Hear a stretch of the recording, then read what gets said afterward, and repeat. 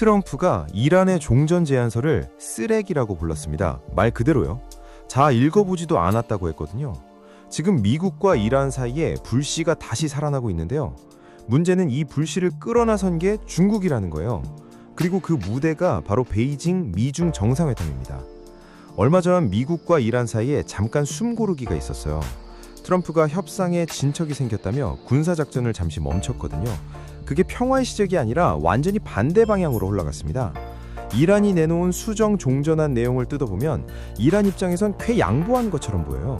고농축 우라늄을 자기네가 직접 희석하고 나머지는 제3복으로 보내겠다고 했거든요. 근데 트럼프는 그 서류를 보자마자 한마디 했죠. 쓰레기. 심지어 멍청한 제안이라고도 했어요. 그러면 왜 그랬을까요? 이란이 내건 전제 조건들을 보면 답이 나와요. 해외 동결 자산 해제, 전면적 전쟁 중단, 호르무즈 해협 봉쇄 해제, 이란산 원유 판매 금지. 쉽게 말해서 우리 때리지 말고 돈도 돌려주고 석유도 팔게 해줘. 그러면 핵 얘기 해볼게. 이거거든요. 미국 입장에서 보면 이게 말이 안 되는 거죠. 핵을 포기하겠다가 아니라 핵은 우리가 알아서 할게. 대신 제재부터 풀어줘. 이 순서니까요. 서로 상대방이 먼저 내려놓기를 기다리는 상황인 거예요. 핑퐁 대임이 계속 지속되고 있는 겁니다. 자, 여기서부터가 진짜입니다. 트럼프가 11일에 한 말 들어보세요. 휴전이 생명 연장 장치에 의존하고 있고 의사가 들어와서 약 1%의 가능성이 있다고 하는 상황이라고 했어요. 본인이 잠시 멈춘 군사작전인데 그게 살아있을 확률이 1%라고 스스로 말하는 거잖아요. 본인이 종료 버튼을 누를 수도 있다는 걸 공개적으로 예고한 거나 다름없죠. 게다가 트럼프는 폭스뉴스 인터뷰에서 멈춰뒀던 해방 프로젝트를 확대해서 재개하는 방안을 검토하고 있다고 했어요. 그리고 악시우스 보도에 따르면 미국 관료 2명이 트럼프가 이란 정권에 대한 압박을 강화하고 핵 프로그램 양보를 얻기 위해 군사행동 쪽으로 기울고 있다고 했거든요. 이게 다가 아니에요. 미 해군 제6함대가 11일에 아주 이례적인 발표를 했어요. 핵미사일을 탑재한 핵잠수함의 위치를 공개한 거거든요. 통상적으로 핵잠수함 위치는 극비 중에 극비예요. 세상에서 가장 무서운 무기가 어디 있는지 알려주면 기습 효과가 사라지니까요. 근데 일부러 공개했다는 게 포인트입니다. 군사 전문지 성조지에 따르면 오하이오급 탄도미사일 잠수함 알래스카호가 스페인 남부 영국령 지브롤터에 도착했는데요. 이 잠수함엔 핵탄두 장착이 가능한 트라이던트 미사일이 탑재돼 있어요. 쉽게 말하면 우리 지금 핵무기 군초에 가져다 놨어 알지? 이 메시지를 이란에 보낸 거예요. 이란도 물론 가만히 있진 않았어요. 의회 의장인 갈리바프가 X에 올렸죠. 우리 군은 어떤 침략에도 단호하게 대응할 준비가 돼 있다. 우리는 모든 옵션에 대한 준비를 마쳤고 그들은 깜짝 놀라게 될 것이다. 그리고 실제로 호르무즈 해협 통제를 위해 소형 잠수함까지 배치했다고 발표했어요. 자, 이제 이 판에 제3의 플레이어가 등장해요. 바로 중국이에요. 14일부터 베이징에서 트럼프와 시진핑이 정상회담을 하거든요. 근데 이게 단순한 무역 얘기가 아니에요. 이란 전쟁 종식 문제가 핵심 의제로 올라온 상황이에요.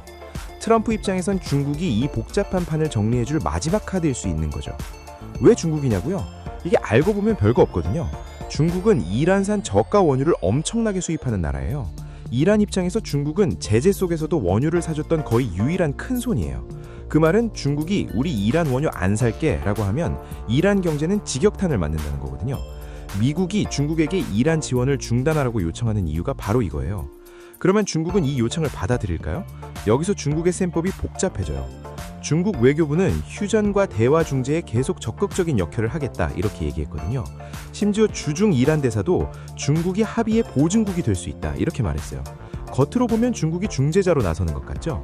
근데 중국이 미중 정상회담 직전에 이란 외무장관 아라그치를 베이징으로 초청했어요. 타이밍이 절묘하죠.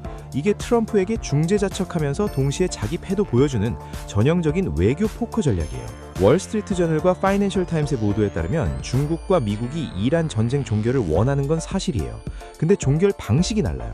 미국은 이란 핵 프로그램을 완전히 없애는 것, 이란 현 정권에 실질적 타격을 주는 방식을 원하거든요.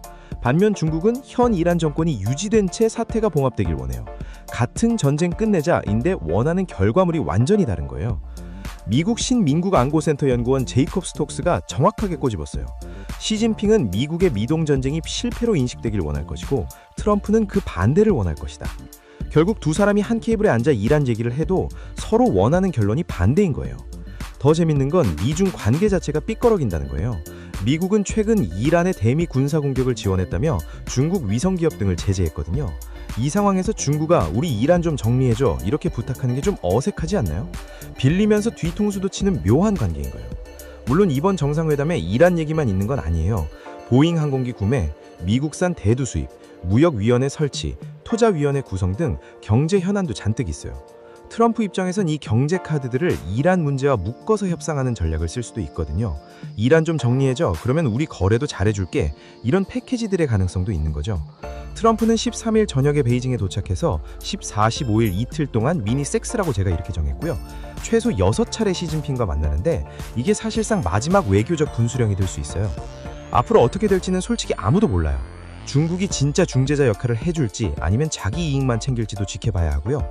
이란이 추가 수정안을 내놓을지 아니면 더 강경하게 나올지도 변수예요. 여러분은 이 상황 어떻게 보시나요?